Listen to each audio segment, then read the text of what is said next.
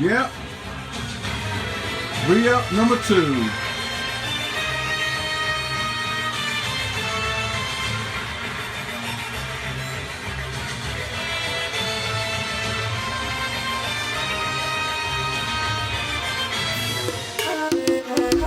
Oh!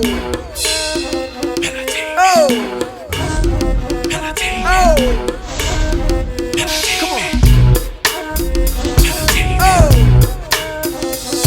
Motherfucker hot, boy.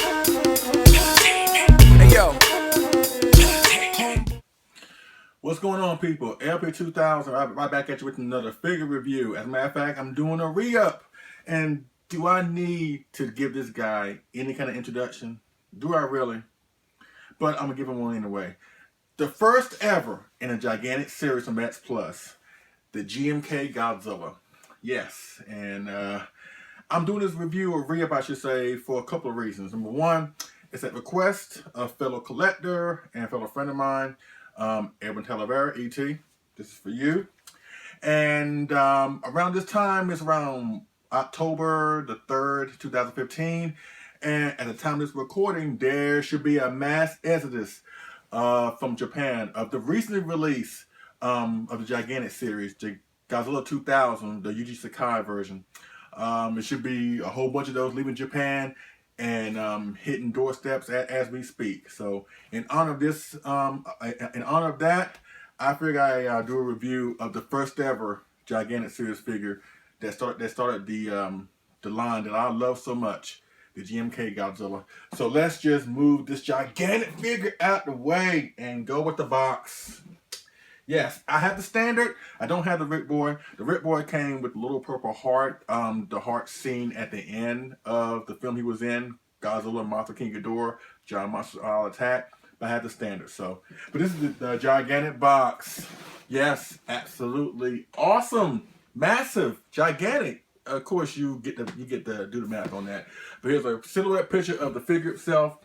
Godzilla 2001, the Japanese language title of the film, Godzilla, Mothra, King Ghidorah, Giant Monsters All Attack. And I believe this is the Gigantic series in Japanese, but that's pretty much it with the box, you know. And it actually came inside of a bigger box, a shipping container, but that's been long gone. So this is just the box that the figure came in. It was encased in styrofoam too. I don't want to pull that out because I don't feel like vacuuming later on this afternoon. But that's it, with your legal jargon on the back. And this little booklet here, which are instructions on how to put the tail on, which basically how you do every other X Plus figure by just heating up the torso and inserting the tail, whatever. But yeah, that's pretty much it with the box. So let's get this gigantic box out the way and go with the figure. Yeah, he's massive, he's big, he's gigantic. And of course it came with this awesome base. It's like a gigantic chunk of battle damaged concrete where you can insert under Godzilla's tail right here, I believe. Yeah, right here. Now the figure doesn't necessarily need the base, but hey, I always say it's better to have it and not need it than need it and not have it. Because over time, because this is a gigantic bulk of vinyl, it may come sagging down. So you need the base to support it. But we got two in the house. This is mine. My wife's is downstairs. And we only have one of these because the one that I got didn't come with the base. So I'm just using hers for the time being. But hey, but yes, it's better to have it, not need it, not have it. But yes, look at this awesome figure. As a matter of fact, let's do a close up on this figure and we go from there, shall we? All right, let's take a closer look. And here we are. Yes, the Gigantic series with the awesome GMK poster in the background. It's my wife's birthday present. So I figured it's apropos I had that in the background. But yes, look at this figure. Look at this. Awesome. Very, very awesome here. Let's go to the skin texture, or the skin color rather. Basically just typical Godzilla. A charcoal gray. I kind of like charcoal gray. It's very, very nice. The skin texture is very, very awesome. It's kind of rugged. Now, mind you, this is a stylized figure. And by stylized, of course, you know that it's not suit accurate. This was actually how Godzilla originally was supposed to be in the film. But the suit actor could not perform in the suit in this pose.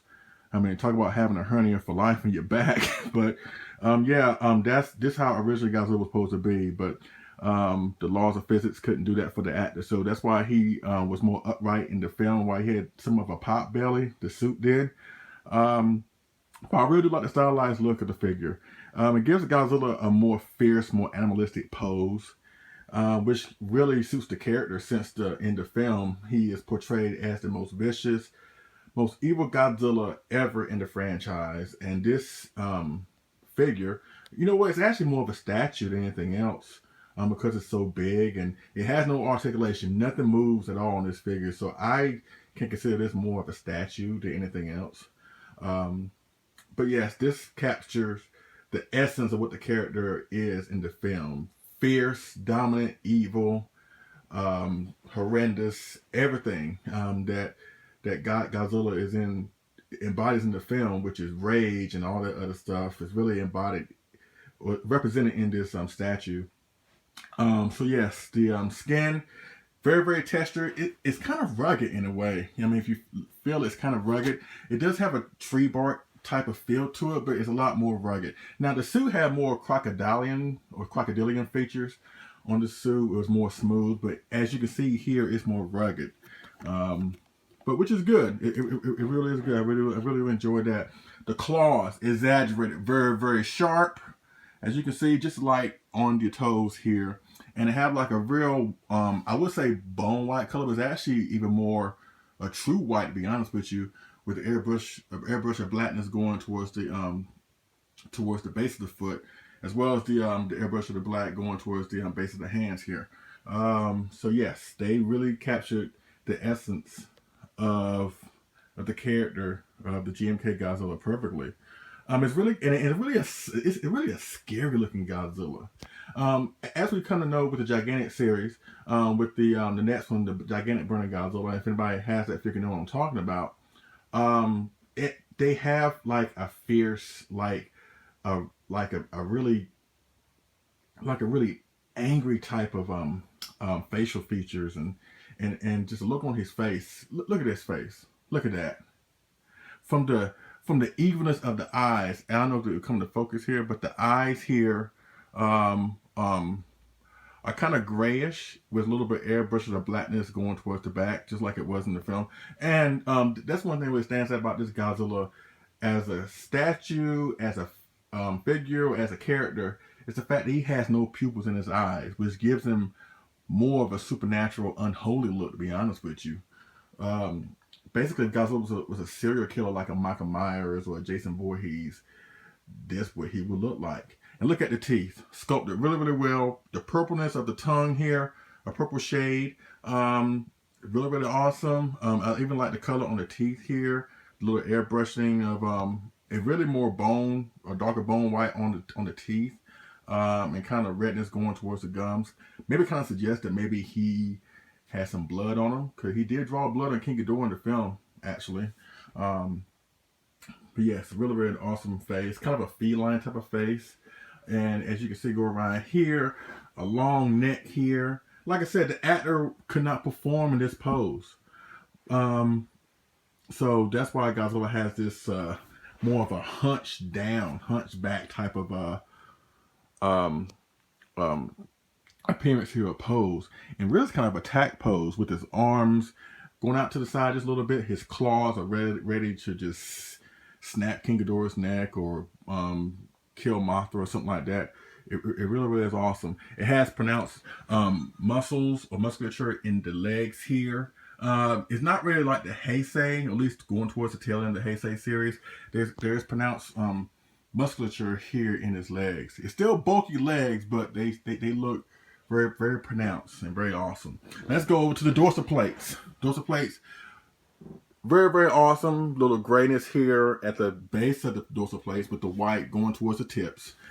Even the dorsal plates look aggressive. I mean, everything about this figure just screams aggressiveness and punishment and just brutal. It's just everything about this figure just screams all those things that we come to know about the GMK Godzilla. And that's one thing about the GMK Godzilla. If you speak with somebody in the Godzilla community that's familiar with the character or whatever, whenever GMK is mentioned or talked about, it's like a somber tone that kind of takes over the conversation because we know what the GMK Godzilla is all about. Very villainous, very hateful, very evil. So, and they captured everything about that and the concept of the character in this figure or this statue per se. Very, very, very awesome. And the thing about this figure that I love so much is that no matter what angle you look at it from, he's always going to look awesome. He's always going to look menacing. He's always going to look powerful, destructive, everything. Even from the top. Let's go to the top. Let's do like an aerial angle here. Look at that. Even the aerial angle looks awesome. Like I said, every angle that you look at from this figure is very, very awesome. I like how his body is like contorted, like he's twisting his body. You know, it's not just like a standard Godzilla pose where he's looking straight ahead and his arms are out like typical Godzilla pose, but it gives this figure more definition, and it makes it stand out in the collection. That's why I love the Gigantic series so much, is that it just offers something different. Not to mention that it's massive and everything's exaggerated, but you know what? It's really, really, really awesome. Really, really awesome. As well as a tail here, a long, long tail, which is also longer than most like 30 or 25 centimeter X plus figures. Just the tail alone is awesome. So yeah, this is really, really awesome. You know, and it's one of those figures that, you know, I really do appreciate over time, because originally I wasn't going to get it when they first announced it. I think back 2013, I believe. I just decided I was going to pass on it, but that was a mistake. My wife actually got me loving this figure because she loved it when she first laid her eyes on it. And ever since then, I've been trying to track them down, and I finally got my hands on one for myself and one for my wife. So I learned a valuable lesson with that, is that when something comes out that you may not want to get, or you may not want to get it at first, you do some research on it, because you never know, you may change your mind. So and I'm really glad that I changed my mind on this one, because this is really, really awesome, and it really set the tone of the Gigantic series. So, and that's why I love it so much. So yeah, this is a close-up look of the GMK Godzilla, the Gigantic series. Yeah, really, really awesome. So let's go with some size comparisons, and I will wrap it up with my thoughts of the GMK movie. So let's go to size comparisons.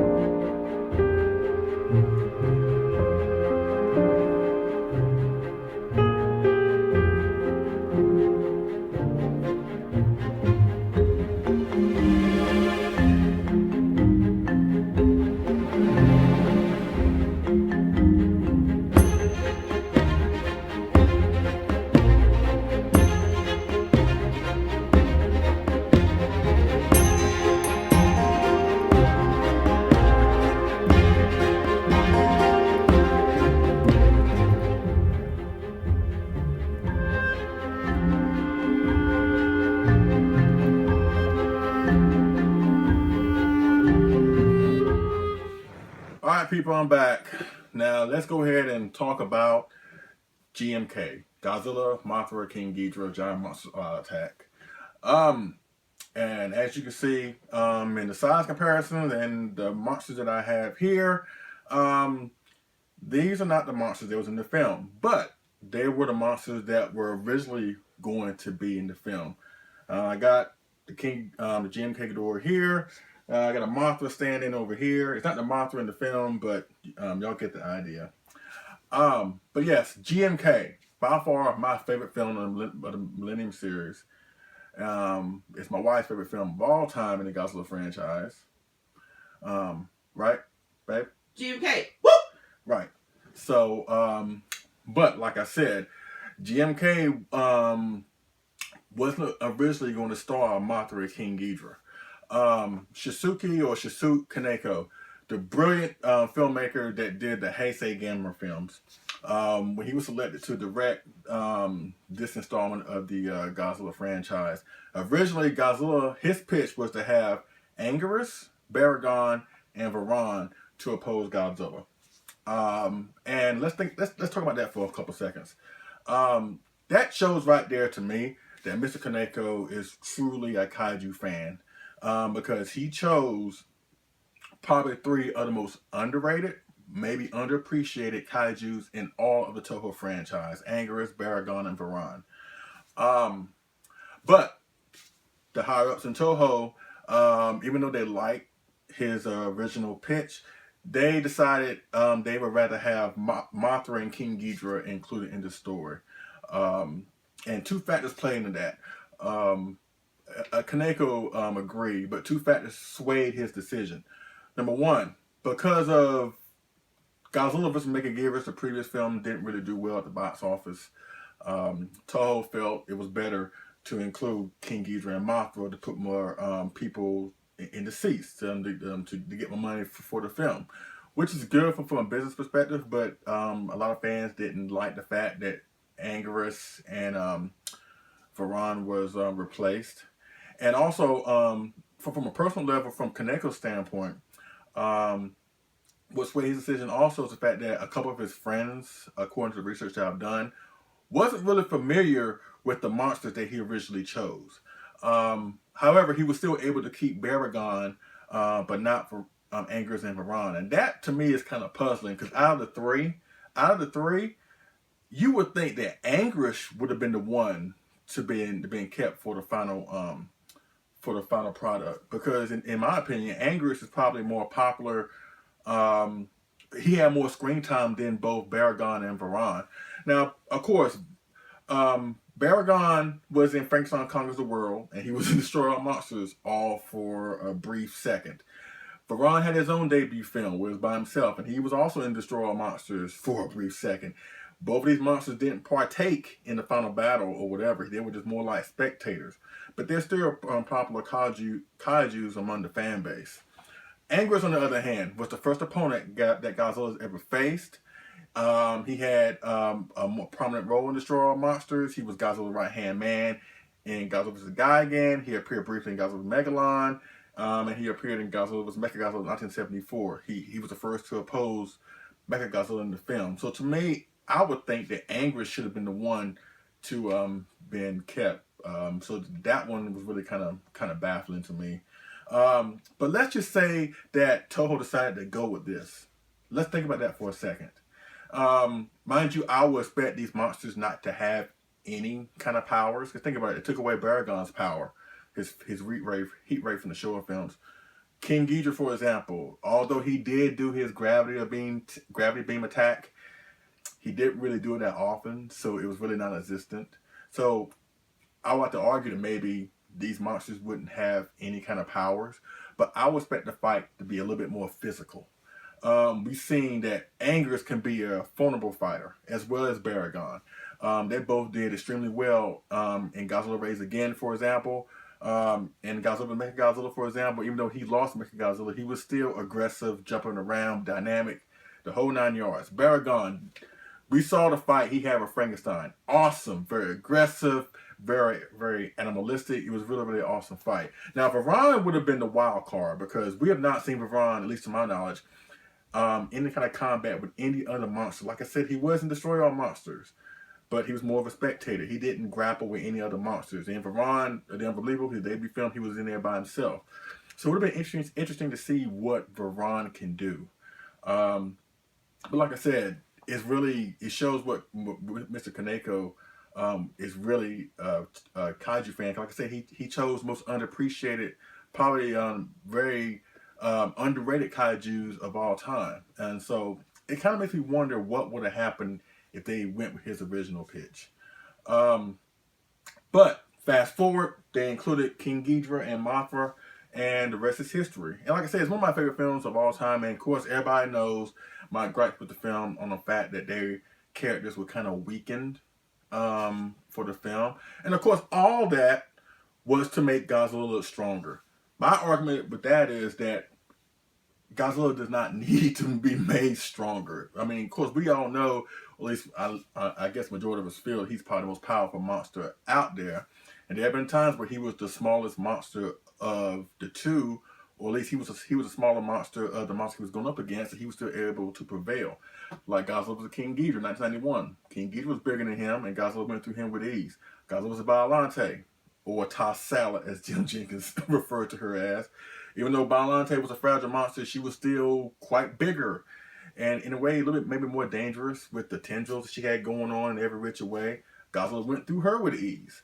Or in Martha vs. Godzilla, 1964, even though there were circumstances like Martha being aged or whatever, Martha was still bigger, and still Godzilla was able to prevail against her. So I can understand what they were going for. I can understand, but still, since I'm a huge King Ghidorah fan, I don't like how his persona was weakened, or Martha, for example, whatever. But even still, I love the film. And by far, it's the most financially successful film in the Millennium series. And with this film, it actually made Toho want to make more movies to continue the Millennium series, which is why we got Godzilla Against Mechagodzilla, Godzilla Tokyo SOS, and of course Godzilla Final Wars to finish out the Millennium series. So, but even still, every now and then I think about what would have happened. What would have happened?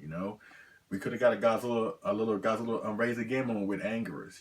Like I said, I would expect the fight between these three against Godzilla to be more physical, more biting, clawing, whatever. And we didn't get that in GMK, really. I mean, the fight was okay, but I just feel like they made the fight could have been a little bit more interesting with the inclusion of these three monsters. Like I said, Varan would have been like a wild card because we haven't seen him done anything, but it would have been interesting to see him. I know Brutezilla, John Ruffin, I know they love Varan, so I'm not the only one in the world that feels like Varan could have been utilized here or whatever, but hey, Toho decided, their reasons of why they wanted to make GMK what it was, and the rest is history. But still, every now and then I think about what would have happened. But even still, the Gigantic Series, the GMK, the first in the line. Awesome stylized representation of the GMK suit. Really awesome. I highly recommend him if you can find one. He does pop up every now and then, but you have to spend some money to get him. I feel he's worth every penny of the investment. Just don't go overboard. Do your research. Go on Buyee or eBay or whatever, or go within the Facebook groups I'm about to mention. The X Plus Collectors Facebook group, the Godzilla Collectors Facebook group, Sci-Fi Labyrinth, Toho Kaiju Union, the Kaiju Brotherhood. Maybe one will pop up there every now and then. Also, this was also released as a kit 2 separate times. It was released as a kit where if you're an accomplished artist or whatever, you can build it and paint it and whatever, and do it yourself, make it look like this or to your interpretation. It had like the regular fins like you see here on the figure. And it also came out in another kit where it had transparent fins, where maybe if you, like a tech guru, maybe you can install some lights in the dorsal plates and have the dorsal plates illuminated, like they do with the lighted features on certain X Plus figures. So, but even still, maybe you can try and get your hands on those kits. If not, try and find one of the original release of the GMK Gigantic Series. You might not be disappointed. Like I said, just do your research. Maybe you can find one, whatever. And then go from there.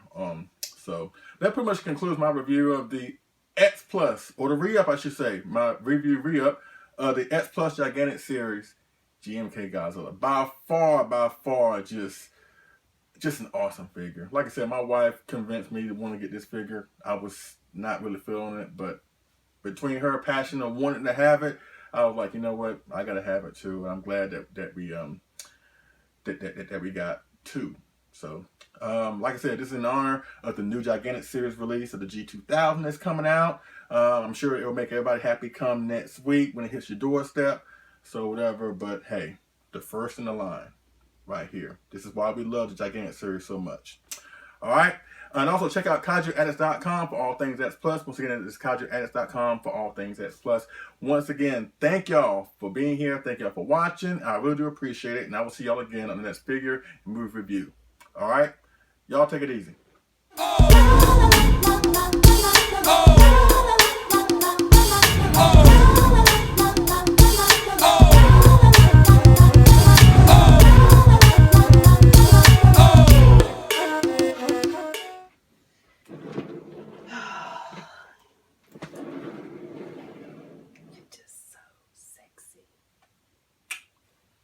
That's my poster too.